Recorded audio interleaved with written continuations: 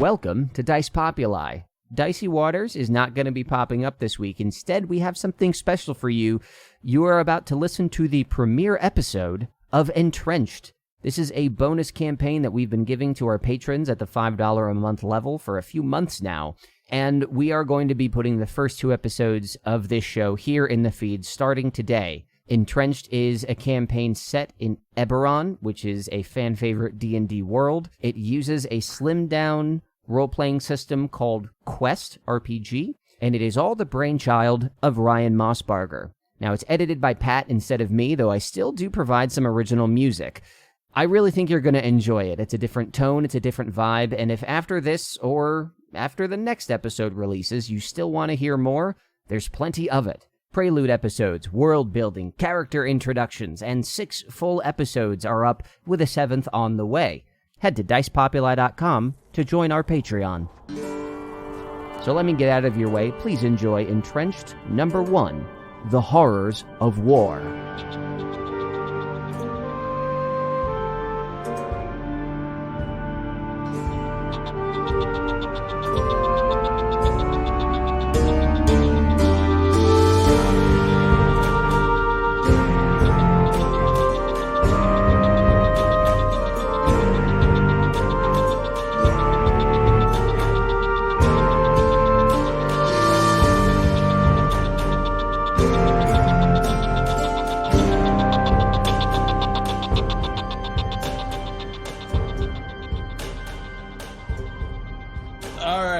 So welcome all to the inaugural true episode of the Entrenched campaign.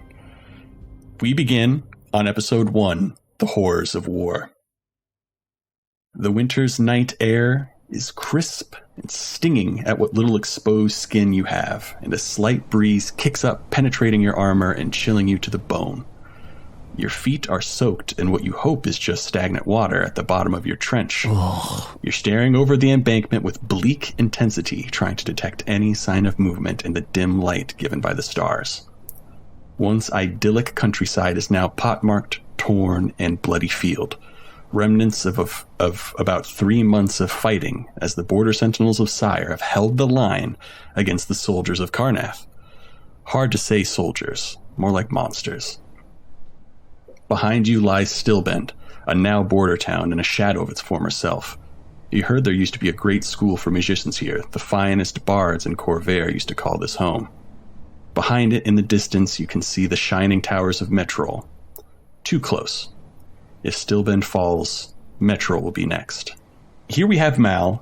You're the currently on watch, and in the trench near you, because the trench is like this big long thing, there's embankments on either side. You see the members of your bastion, which is the 2 squads, your squad, and which is the second, and the first squad, which is about a total of about, including you, about 9 people. So you see your friends, and then your other kind of squad mates around here. Just looking at some of the faces, you see, of course, the other players, but you also see Jorg and Das, a shifter ranger, Corvish Talish, which is a gnome rogue, Corvish Talish Lona, gnome rogue, Copper Hands, which is a warforged skirmisher, and Collis Reed, who's an orc skirmisher. You're seeming kind of almost like bleak, kind of staring at these folks, all kind of dirty and maybe a little bit worse for wear, is broken by a familiar voice. Richest country in the 5 nations and can't afford a good coat on a cold night. Ah, Mal, you look chilled to the bones. We brought hot towels straight from the Cold Dragon. Hunched over in a half crouch, you recognize Gerald Loth and his son Kason. The town set up a community sponsors for the Bastion units to help supply the troops and hopefully remind the soldiers who and what they're fighting for. How do you respond? They brought hot towels for him? Tal. Tal is like an herbal tea. Oh, okay. I was like, I definitely thought we were flying Delta. First title, Towels. Tal, T-A-L. It's like a herbal tea in Eberron, and it's typically a thing that's brewed by gnomes. Or not gnomes, halflings, sorry. Oh my gosh, thank you. Then I'm just going to take the towel and start sipping on it. Nice. Any movement out there? Is there anything spurring up tonight? Oh, I haven't seen much out there, but I'm always staying vigilant. That's good. Hey, you! Hey! Kind of like he picks up a small pebble and throws it at Studz. Hey, pretty boy! Are you find yourself chilled and thirsty? I'm sorry. Did you just throw a pebble at me? I throw it in your direction, yes. I'm gonna lean over and be like, he's a little testy when he first wakes up. You do realize who you are addressing? Yeah, you Studz. Not only Studz, I'm Studz. You hear him just kind of go, yes, Studz. Sorry about that. Would you like some towel? I would love a hot towel to freshen my face off with. Oh my God. I mean, I guess we could go back and get one of those. I was talking about something to drink. That would be lovely. He said towel, dumbass. The tea. Yes, that's what I said. Towel. But I would also love some tea as well. Oh, again, I see that you're awake as well. Fresh towel. I would love it. I know it sounds like towel. I didn't think about this. Maybe hot towels are a delicacy in Cyre. A delicacy? All right. No, I would love it. Thank you for the tea. No problem. It's good. It's it's like the equivalent of like a chamomile or a jasmine tea, kind of maybe somewhere in the middle of that. It's got a herbaceous kind of aroma. It's maybe sweetened with a little bit of honey. It's good. It's kind of refreshing. Oh, did you put honey in this, man? It's so tasty. Yeah, it's the Gold Dragon specialty. I'd like to pick up the pebble and just kind of toss it in my hand as I'm walking towards them. Well, rest assured, there is absolutely the only terrifying thing out there in the night tonight is this pebble, which you chucked at me. And I give a big hearty laugh. Ha ha ha ha ha. Dad, what is he talking about? I'm not sure. Yes, of course. He's kind of like laughs along, kind of like shrugging and looking at his son, Kason. The other members of your bastion, the second squad, are starting to stir up, and they're kind of like walking over and getting some towel as he like pours it fresh into some cups for them. Anything else you guys want to say? Ma brews a better tea, but this suffices pretty well. Yeah, we'll just call it tea. I'll give up on towel. It's supposed to be an Eberron specific thing, but it's fine. What was the child's name? Kason. Hey, you, Kason. Yeah? Would you like to become a fan forever? Become a fan forever? What do you mean? Do you want to see a magic trick? Oh, I love magic. All right, check this shit out. Watch out, kid. He might just pickpocket you. Well, I don't have anything in my pocket, so I guess it's fine. And I would never, ever pickpocket a child. How dare you? I'd like to use my scintillate ability, and I can shoot a little Murder bolt. this child. And no Keeping call. it consistent through every campaign. And it just explodes as a little harmless firework. Oh, wow. He kind of like claps his hands. Oh, that's so cool. Remember, the name's Studz. The best fireworks in all the West Farthing. He kind of goes, Studz. And kind of as this moment's unfolding, you hear rapid footfalls approaching you from the left. Eyes front! While you're busy gossiping and sipping towel, death approaches. Gerald, time to go. This is the big one. Warn the sentries in town and tell them to start loading folks into the Golden Dragon, the Durasco Center, and the Canath Workshop. Kason, stay close to your daddy. Now go! You recognize this as Dylan Throd, your Bastion commander. He is a very rough and tumble elf. He doesn't really discuss too much about where he's come from, but you're like 90% sure he's like from Arenal or Valinar. Like he's just got that kind of like feeling about him. And as he kind of like finishes words and you see Jurel kind of pack up his stuff real quick and like hop out of, like basically climb out of this trench, you don't so much hear anything approaching as you almost feel it in your feet. You can feel several thousand beings marching in unison. As Cyre soldiers begin to whirl around you and get in position, flares shoot up from behind the line to begin to light up the once desolate countryside. It is now teeming with movement, the flare's light glinting off exposed bone and steel. Hold fire until they're in range. Artillerists will hopefully thin out the ranks. Do not let them breach the trench. Meet them on the field. He kind of rousing the people around him. Do not let Stillbend down. For Cyre! And kind of as he raises up his voice, he's kind of met with all the other commanders as they're doing the same thing. Everybody kind of cheers up for a moment, and the night sky is set ablaze, this time not by flares, but by arcane artillery conjured by the company's siege staffs and artillerists. Beams of elemental force stream up into the night sky, arching and then exploding, raining down fire, cold, ice, lightning, acid on the enemy. Finally, some action. Fire win ready! And I am going to ask everybody, and this is going to be initiative. This is the first fight, I think, as this undead horde begins to scream towards you guys. And we're going to get into initiative and quest. You guys go, and then I go. So there is basically even though there's a lot of artillery going around, they're taking out, there is a large horde approaching you. What do you do? I'm going to call to the others to gather up and charge into the fray. Ooh, you're going to try and charge into the fray. Okay. I am going to do the opposite of that, and I'm going to try to shepherd the townspeople and get everybody to a safe location. So there's currently no townspeople right now, just Gerald. kidding.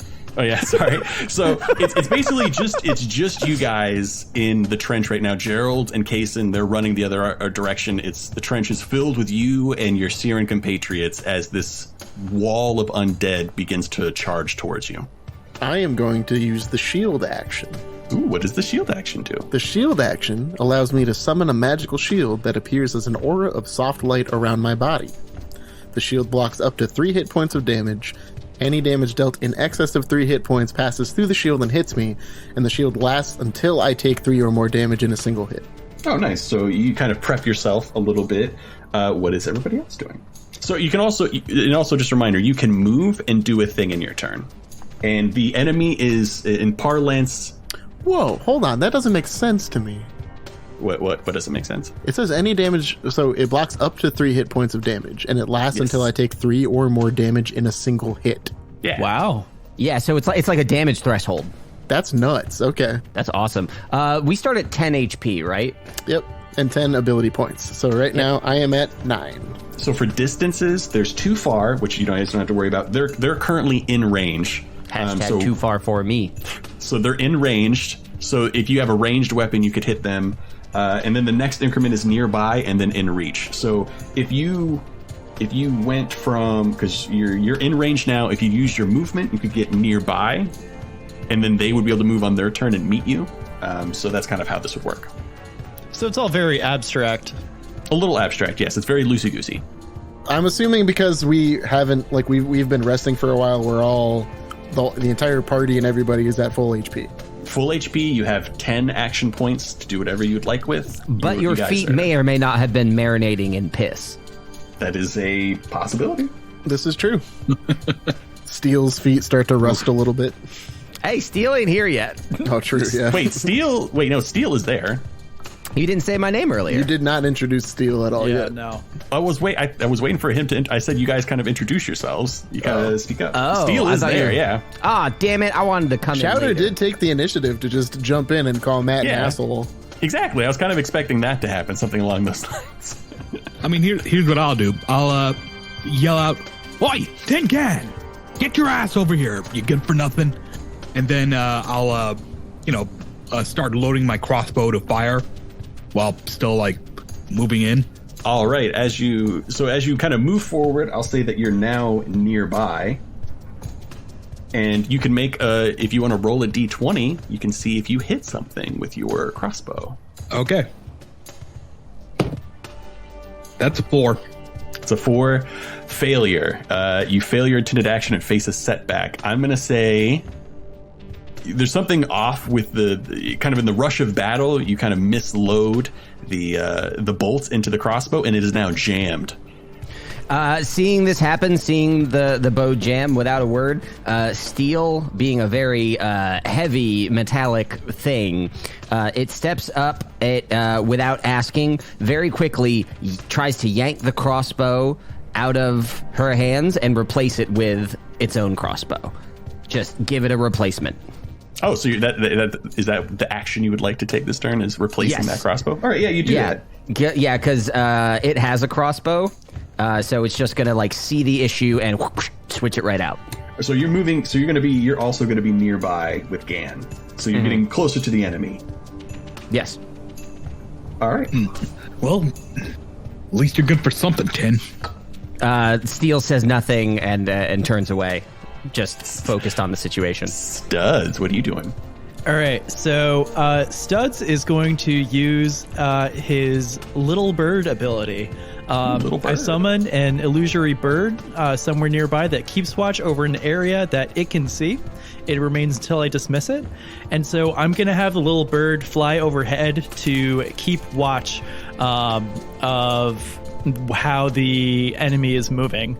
And I have a way to... I'm basically trying to act as a scout and stay in the back lines to track the enemy's movements. All right, so you're gonna stay put then. Yes. So I'm gonna say that happens. You kind of weave a little magic. You form this bird and kind of shoots up into the sky and starts making these low arc passes. You can see.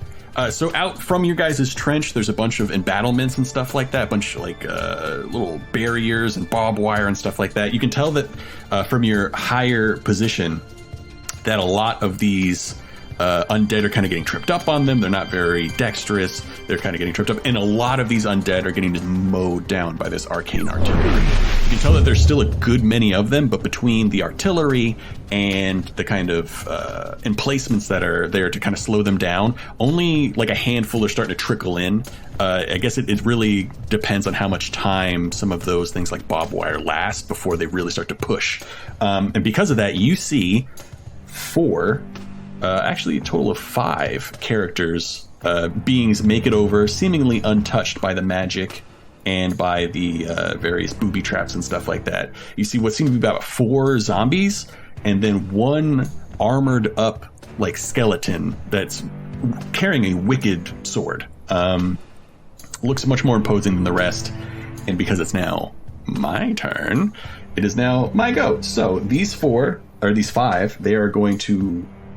They're nearby currently to Gan and Steel. They are... Wait, Pat, did you end up moving or did you stay put? I was moving with them. I used my action to do the shield thing. So Studz is the only one that hasn't advanced through the trench toward the enemy.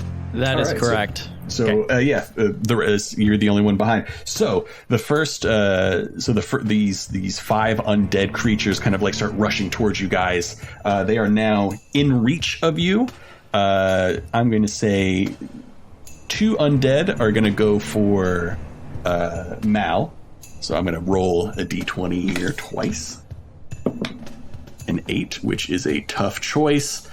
They're going to hit, but it's going to get bounced off your shield. I'm going to say their weapon shatters against their shield. So they're not going to be doing 2 damage next turn. They're going to be doing 1 damage. And then the next one...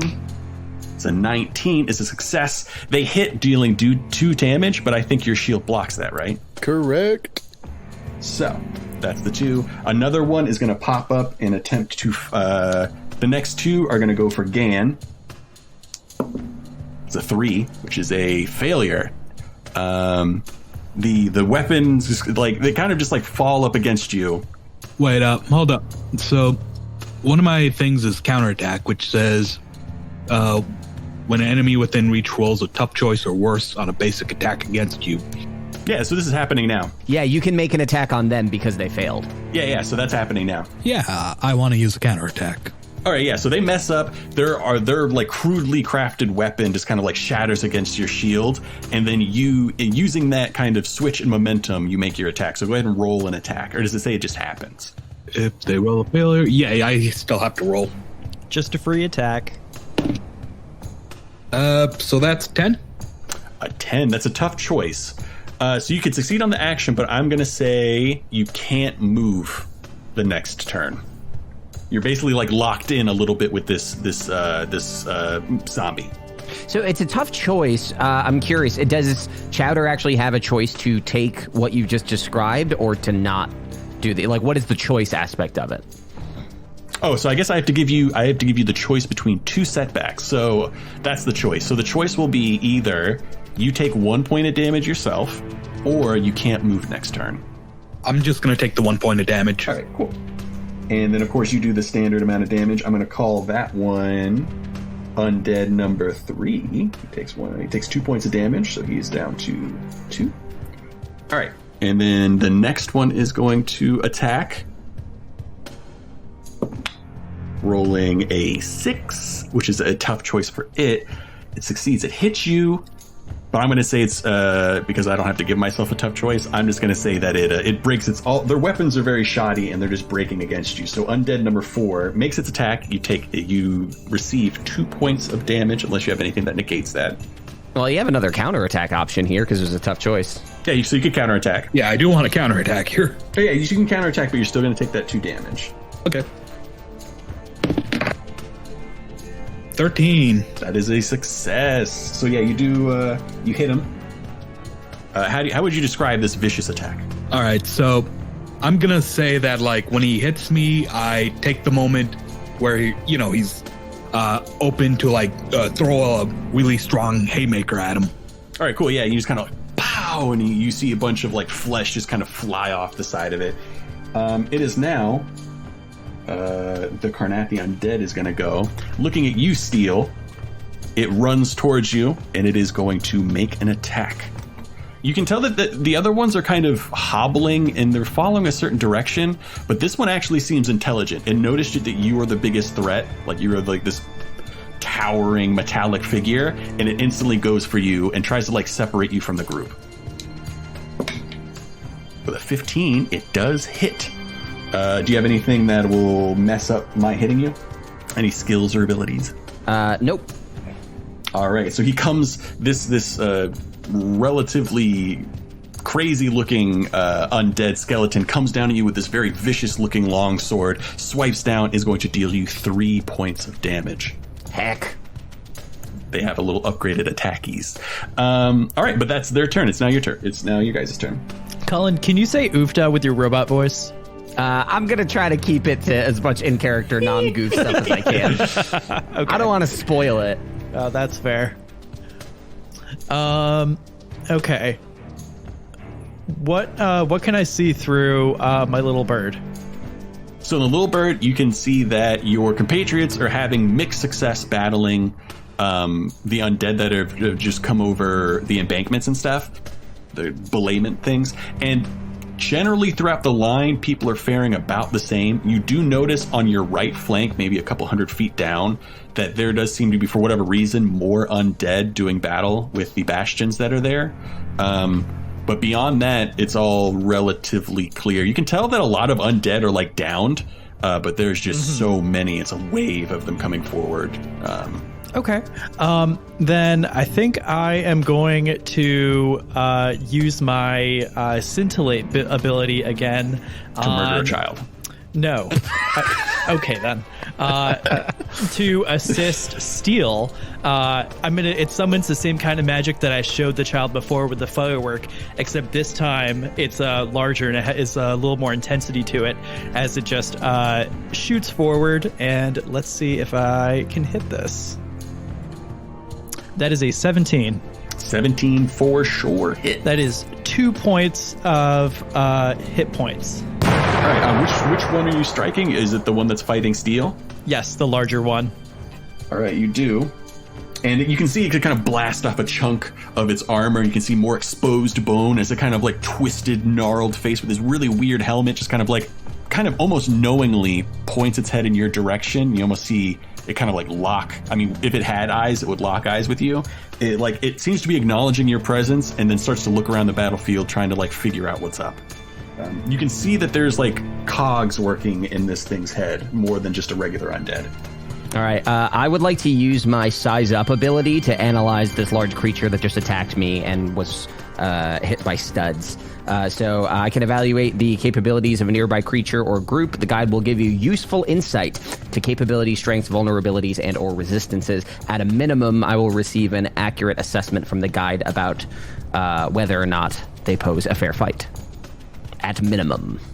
So you have so the things that you gain from, you can tell that with that sword that they have, they seem to be doing a little bit more damage than the usual sword. Either the sword might be magical in some way, or maybe just the way that their training allows them to use that sword does more damage. You can tell that they seem to be a lot more intelligent than the average undead. They seem to be actively looking around the battlefield, looking at you and looking for your openings, not just attacking wildly. Yeah. You can tell that it's a fair fight. It doesn't like... You saw the damage that occurred to Scintillate. It did a decent amount of damage. Yeah, like you said, it blew off a chunk of it, so it seems pretty, reasonably vulnerable. Yeah, and then you also get a feeling that because it's intelligent and the way it's like trying to counter your moves, if you don't hit this like assuredly, it will probably counterattack you. Okay, gotcha. So I have the ability to move still. Is there such a thing as opportunity attacks in this system? Nope.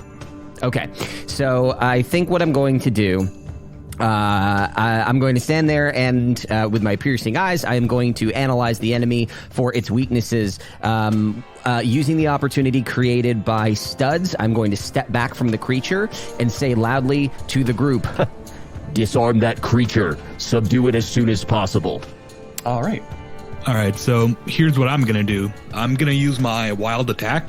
What it does is... I attack with reckless power and disregarding my safety. Basically, I can increase the amount of damage I have or just put myself in a worse situation. And it says to describe the style of this attack. What I'm imagining is I grab the leg of one of the undeads who's on me and just swing him onto the other guy. So you're thinking instead of dealing double damage to one creature, you would do normal damage to two, or? Yeah, exactly. Okay, yeah, I'm down for that. All right, please be good. All right, that is a 15. 15 does it. So you deal double damage. I'm gonna say, you actually kill both of them. If it's the two that were attacking, you straight up just grab the leg, rip it off of one, and it's just fleshy mound. You're like, ugh, and then almost in reaction as you try to toss it away, it impales the second zombie and downs it. And yeah, there are two less undead on the field. All right, so I'm just gonna let out a huge battle cry. I live in a house, so I'm not gonna do that for realsies. Do it. All right, let's do it. Ah! Yes. Yeah. And then I'm gonna take out my spear and start charging towards the guy on steel, just moving towards him. Yeah. Okay, yeah. So for the terms of this, I'm using zombies for that one, and then we'll call that one the Carnathi undead, because that's the 5e term for it, if you guys want to use the term for it. All right, but yeah, you start to charge for him. So you're right next to the that Carnathi undead, just finishing off two of these other undead. I believe Mal and you have yet to go. I think as what is it? As Gan is doing this action, I'm going to call over to Mal. Your shield may absorb the attack. Prepare for damage. Whatever I should say.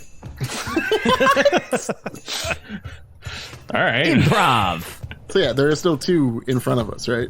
Yeah, there's the two undead that are attacking you. Yeah. Oh wait, Mal. hold on, wait. I would know that this is a Carnathi undead, right? After Yes. the size up. Okay, can I get another take at that? Yeah, sure. Okay. Mal, your shield can absorb the attack of the Carnathi undead. Prioritize it above the others. Okay. That's just what I'm gonna say. I That's imagine after- Mal going, "Okay." What a colony character. I guess I'll fucking go over to the Carnathi undead. I mean, I'm not your commander. This is just me saying what makes sense to me. So yeah, I'm not going to provoke any attacks by trying to move past the two directly in front of me, right? No, there's no attack of opportunity as far as I know in Quest, unless there's an ability for it, which they don't have for sure. They don't have it for sure. They're basically minions. So I will go over to the special undead, and I will attack it. How you attacking? You attacking just regular? I have a warhammer. All right. So I will roll Aw, a d20. shit. I got an 8. 8. So I believe that's in tough choice land, is it not? I think so. Yeah, it's in tough choice land. So you succeed, but I'm going to say one of two things happen. It is going to counterattack you. That's a for surety thing. Okay. But your tough choice is either you're going to lose your weapon, like it flies off behind you, or it like trips you up and you're on your back. I'll go on my back. All right, so it is going to hit you, or it's going to attempt to hit you with a counterattack. Would being, and this is maybe not systemic, but just based on your flavor, would being knocked prone affect Mal's shield? No. Okay. I think it only affects the ability to get hit, if anything. Okay, that makes sense. I mean, it's more for flavor. Like, I would say you'd have to use your movement to, like, even just stand up. Yeah. But it's also, flavorful. It doesn't necessarily have to be like a mechanical fault. Yeah, no, time. that's why I'm just asking. I'm getting a feel for the system. It fails its counterattack. So yeah, you did your damage to it, right? So it is looking a little rough. So it failed. It failed its text action, faces a setback. I'm gonna say, or actually, I'll let you give me a tough choice. Like, what would you want to happen in this failure since I failed? I think that's fair. I like that. This is tough. That's why it's called a tough choice. Well, it's not. It's actually a failure. So it just happens. I don't even get to make a choice. But like something like, it loses its weapon. Maybe you trip it up. Maybe Pat you do wins extra the damage. whole game. Yeah, so what I think is I'm going to, for a little bit of flavor, as I fall to the ground, it follows up with its attack, which bounces off of my shield. And in their moment of like getting rebounded, I sweep the leg and they fall prone too. So now we're just like rolling around on the ground together. All right, yeah, I'm down with that. Insert sexy sax sounds now.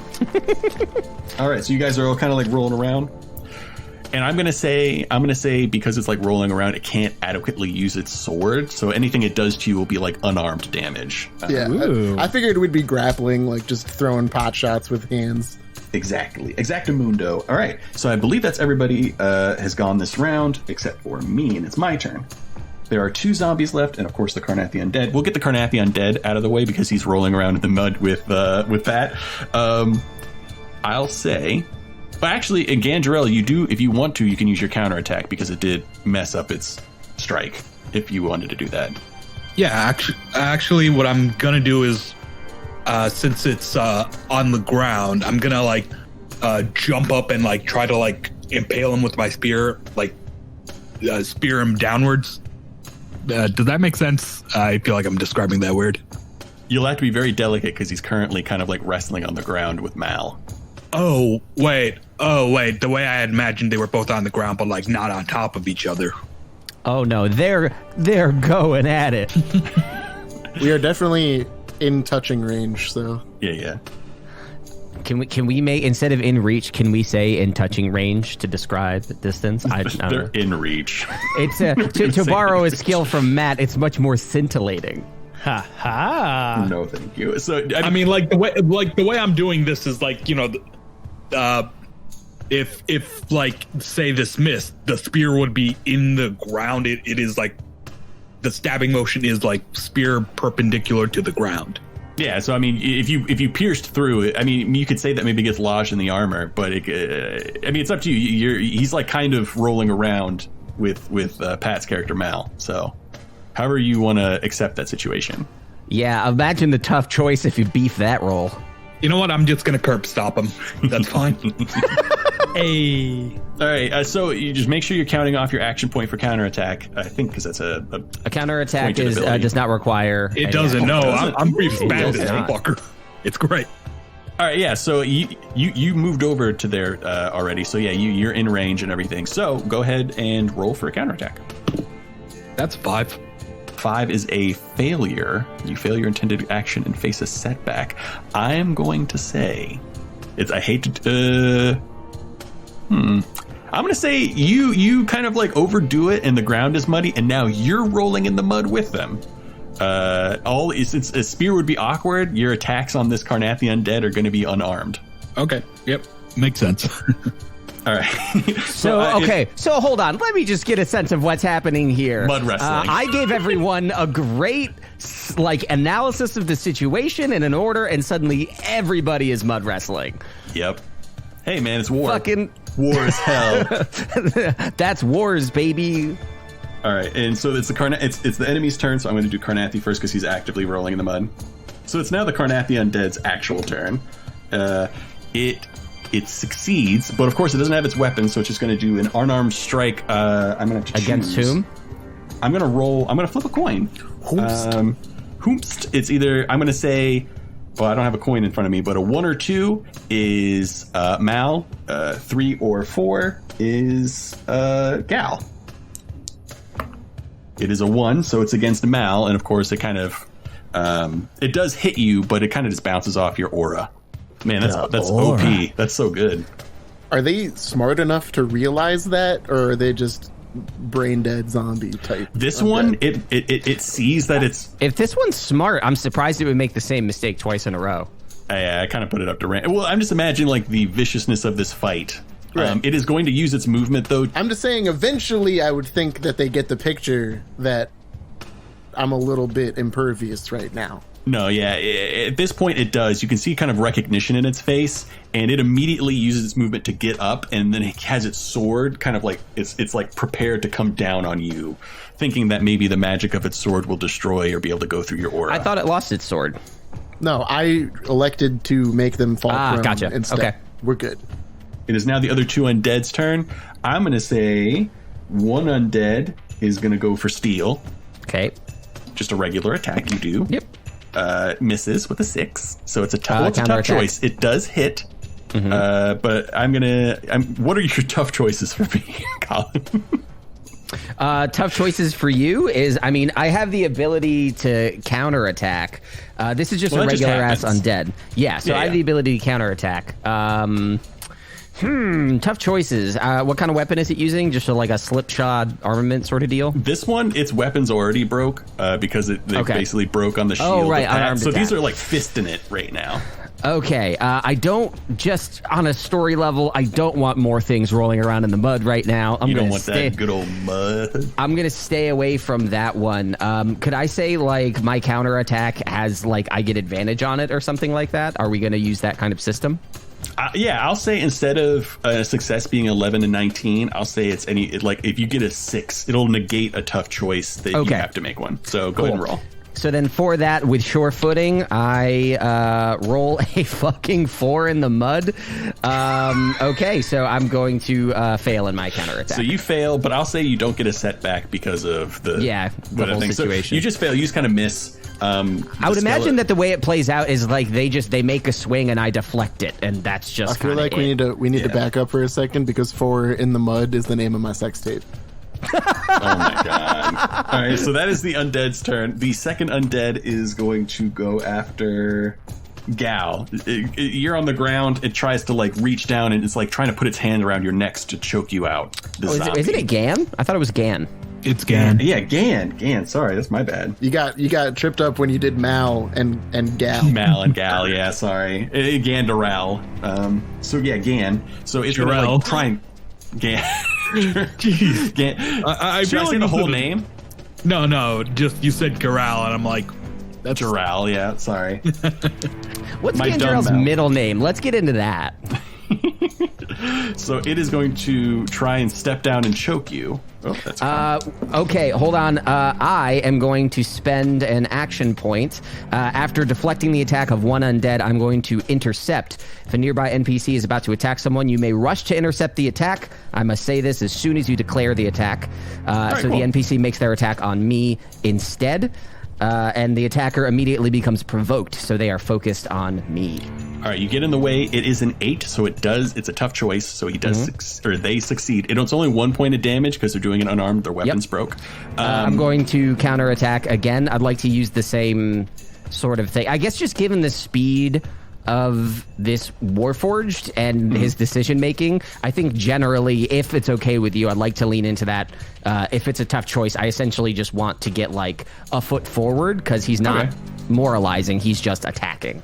All right, cool, yeah. Not he. All right, so go ahead and roll your counterattack. I'll do the same thing because it had a tough choice. I'll say that it gets more susceptible to your attack.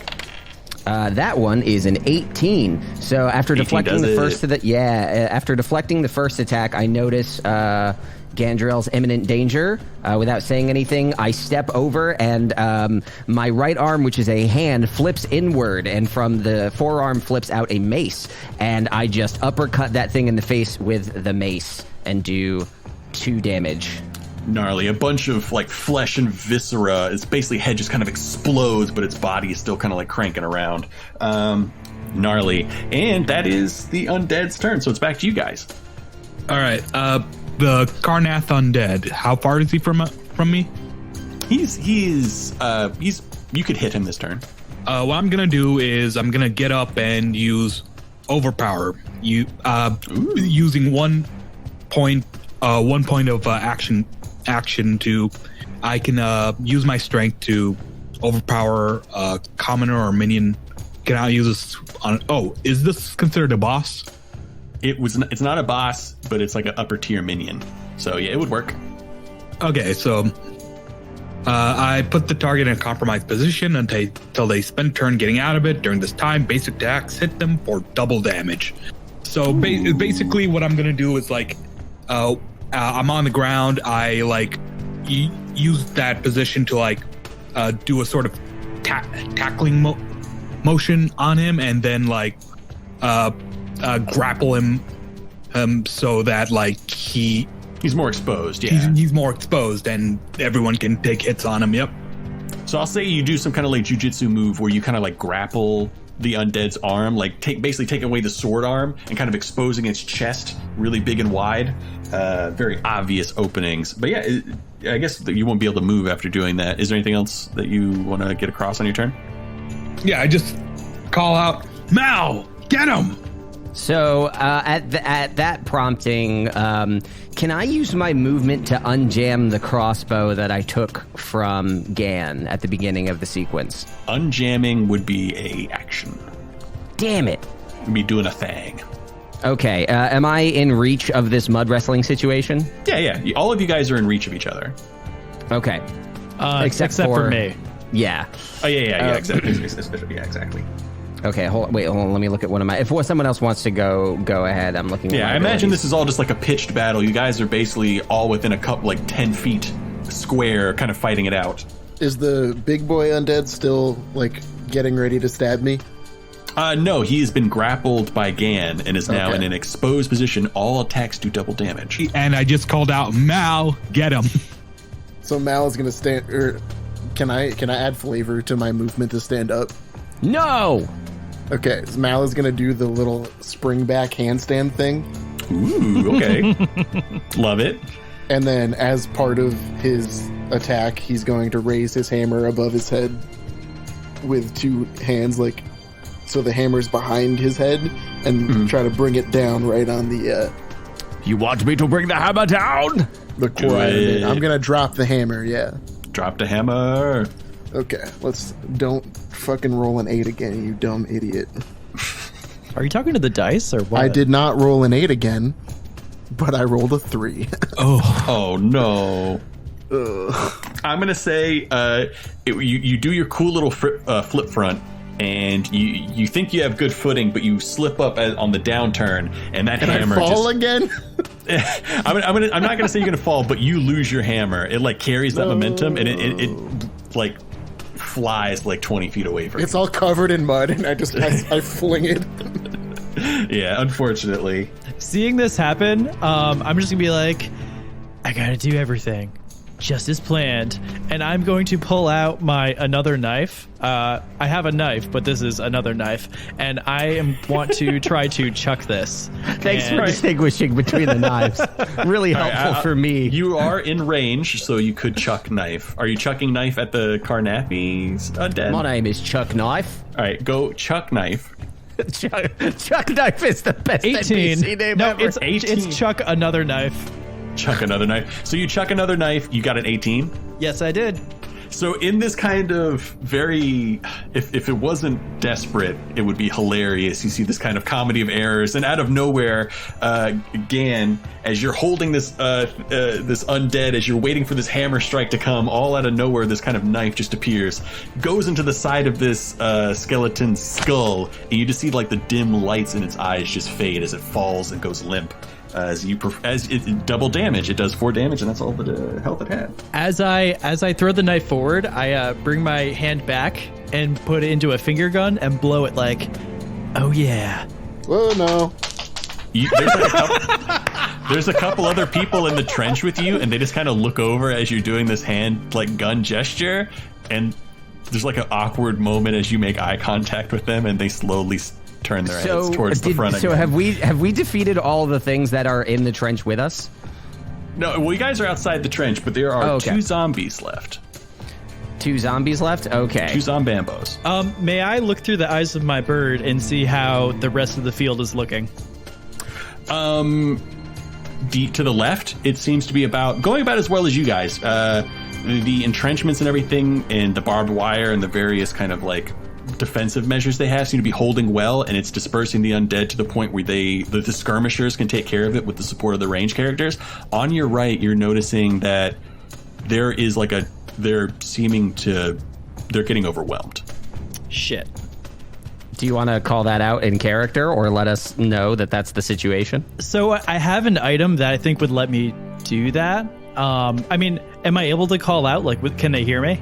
Or are they too far away? Yeah, they'd be able to hear you. If you're in range for Chuck Knife, if a knife can get them your words. I'm just gonna be like, your assistance is requested. To the right. All right. You will need to specify which direction is right. Direction is relative to the orientation of the subject. I point and be like, whatever, metal man. All right, so I'm going to turn and move in that direction and use my action to unjam the crossbow as I walk. All right. All right, it is now the undead's turn. I don't know why, but I'm getting like some big Terminator vibe from this war. I wonder why. All right, the undead, the 2 remaining undead, they're going to follow Steel, and they're going to try and attack Steel. As he try, they're going to go over the people flopping in the mud for me. Okay, I guess they're undead. Well, they're undead. You're the big shiny thing that's moving. They just see big shiny, yeah. They fail, and I'm going to say this one fails so hard, it's just going to kill itself. Like, it just yeets itself into some barbed wire. It got a 1, so like there's got to be a consequence. And this is a 17. A 17 hits, so it's only with fists, but you take an additional point of damage, Steel, as this zombie jumps into basically jumps in your way and tries to like stop you from going anywhere. Okay. I have a question. So in the character episode, I stated that I have the kiln of gauze or whatever it's called. Yes. Would I be able to at some point use that as essentially a health pack to regain some HP as I repair my my metallic limbs and such? Sure. I'll say as an action, it'll give you 2 HPs. Okay, cool. Good to know. All right, but yeah, that's the undead's turn. It is now the player character's turn again. All right, so I'm gonna drop the dude I was grappling because he's dead now, and charge at the zombie with my spear and try to impale him, and that's gonna be a wild attack, by the way. Do it. Yo, you wildin'? I'm wildin'. That is 10. 10. So what is 10? I think it does happen, right, with the wild attack? 10 is tough choice, right? You deal double damage to the enemy, but they counterattack you. I'm going to say because you kill it, it can't counterattack you. Okay. Kind of makes sense that way. Yeah, you basically outright kill it. I'll say it trips you up a little bit. I'll give you a setback, like you basically fall down. Like you yeet yourself so hard into this zombie, it explodes around you, but you kind of fall to the ground afterwards. So this is the zombie that was chasing and just sank its weapon into me, right? Yeah. And then Gan comes out of nowhere and just explodes it in front of you. So Steel has paid no mind to this. The attack happened, and Steel, it just kept walking and reloading the weapon. Upon the carnage of that attack, Steel, without flinching at all, is just going to say, Your further assistance is required in this direction. Don't tell me what to do, Tin Can. Studz, your bird, who has kind of an overwatch position over everything, it has a full view as your right flank basically splits apart and undead start to stream through the trench and are heading towards the town. Shit. You hear Dell and Thrad in the background. Second squad, which is you guys, get your asses in there and seal that breach. Which is you guys. So I'd like to pull out my friend flute, and when I blow I into... want to pull out my friend flute is a sentence you can never legally say again. Not near a school, no. So I pull out the friend flute, and when I blow into it... I pulled out my friend flute, and I'm no longer allowed at Applebee's. Jesus Christ. Okay, so I blow the flute, and it basically only my friends can hear it, which I'm going to loosely call all of you that, and to get all of your attention and say, that way, our presence is needed. And I'm going to start running after Steel. All right, cool. So you guys, I mean, we're kind of out of combat right now. Okay. You've been kind of told to leave, and it doesn't seem like there's any more zombambos or anything coming through your guys' end. No more zimzams. But as you guys begin to approach about halfway to the breach, you begin to hear the screaming as the first undead begin to slay the living victims in the town of Stillbend. Aww. In the distance, you hear Jurel yell, Kason, run, get to your mother and hightail it to the Golden Dragon. Go now! Kason, I've abandoned my boy! Yeah, I've abandoned my son. Kason and a few, Gerald and a few townsfolk are trying to hold off the handful of undead as a large group try to funnel into some of these dragon-marked buildings. Basically, they're kind of like, there's a big crowd going into the Golden Dragon Inn, and like they're trying to hold back some of these undead. Okay, I'm gonna size up if I can. I want to evaluate the group and see what our best course of attack is going to be. So this is going to be a choice. So you size up. The ones coming after the people inside the town, they seem to be more or less normal zombies that you faced. You don't see any Carnathi undead. You don't see anything like crazy about them. You do notice at the breach that there is basically a ground swell, like a tsunami of undead at the breach. You can see other Bastion units also approaching, but they're going to have a hard time sealing it by themselves. So this is the hard choice. You can either do as you're ordered, or you can go save some people you know. Steel is making a beeline to the orders. Sorry, the orders were to not save the people? No, the orders were to seal the breach. Okay. Very specific. Steel is moving toward the breach until anyone says otherwise and says, we were ordered to secure the breach. As much as it pains me, I believe that the ends justify the means. Let's go seal that breach. Let's go steal the Declaration of Independence. Okay, you know what? I know it's the same fucking voice, but... We already did that one. Omniabuno. Action Comics #1. All right, so our choices are between saving people at the Golden Dragon or stopping a breach that could potentially harm the whole town. Is that what I'm getting at? Yeah, this is the kind of choice that you're given right now. And more or less, you guys are gonna have to, because I don't want to do split combat. You're kind of going as a unit in this one. Okay. So here's how Jurel reacts to this. Like she's looking at like both things, and like it's clear that she's like struggling to like come to a decision. But like eventually, like she follows Steel and shoot, my brain is being Kian party or Studz, whichever you remember. So actually, this may not be an issue here, but I have a question. We're all soldiers. Steel is in servitude, essentially. But for the 3 of them, have we put any thought into the ranks, or if there's a chain of command within this group? You guys, so your leader is actually Delin Thrad. Yes. You guys are all effectively the same rank. Okay. I believe you're Lance Corporals is the way I had it. So you're kind of like lower rung, and then there's Delin Thrad is like your commander. Yeah. And he's staying back to kind of help your guys, the previous area you were in, and he kind of pushed you guys forward. And Delin just screamed out that we have to get to the breach. Yeah, exactly. Okay. Yeah, so she starts running towards the breach. All right. Is everybody in agreement? That's what I'm doing. Yeah, Maul looks over at the townspeople and then decides that the greater good would be the other way. All right.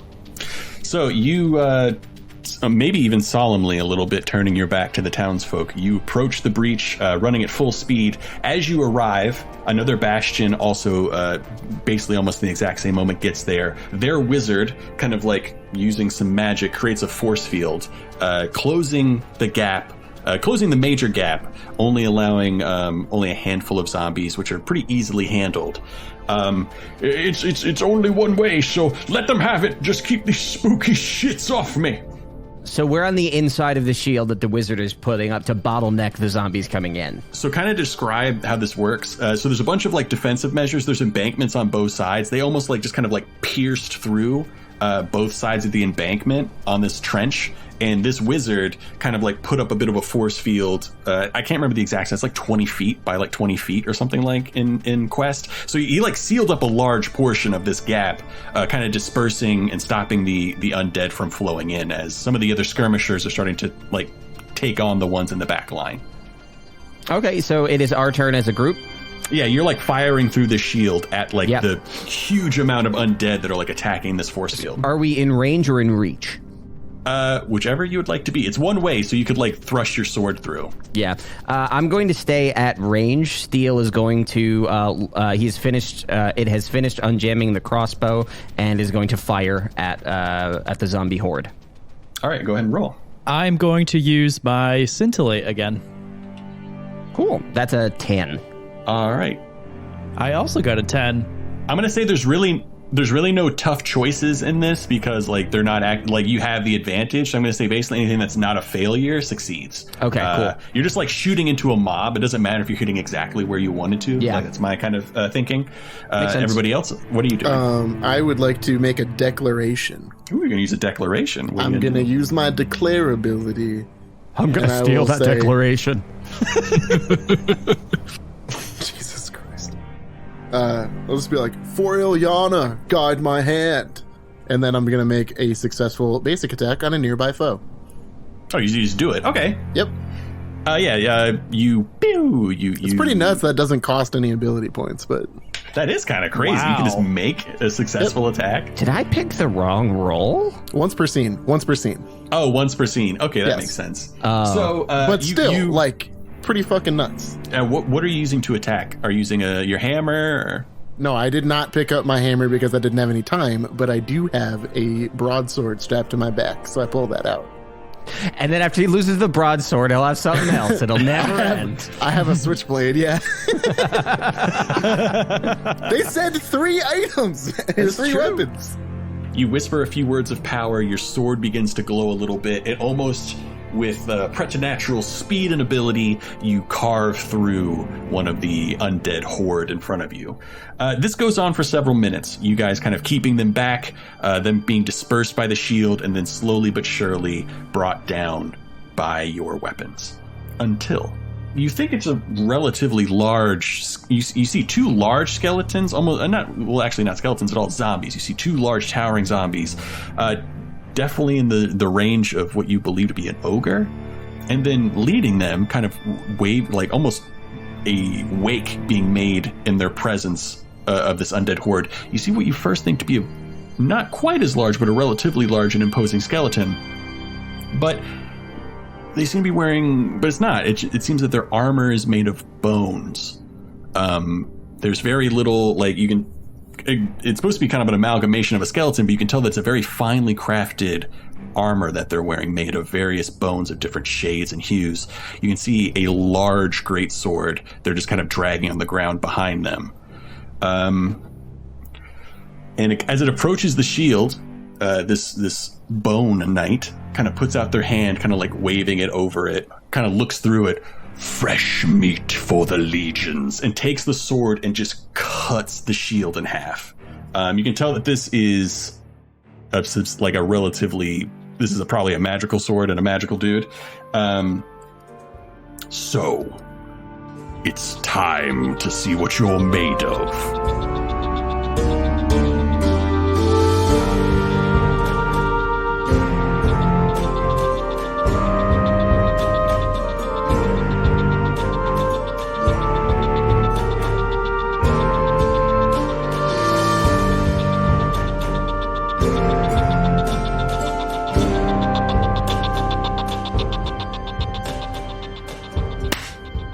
I appreciate you, Colin. I appreciate you for actually laughing at my joke. Dude, your whole song? That was great. You made a joke? Yeah. You didn't hear my joke? Nope. I said, look at this chronograph. Every time I do it, it makes me clap. It's so good. It's so funny. It's amazing. I love it. That's amusing. That's like top 10 Pat jokes. I know. I don't know about that. Pat's pretty much an in-the-moment kind of jokester. I still think that was probably my best one. I mean, if you say so, man. All right, let's get into it.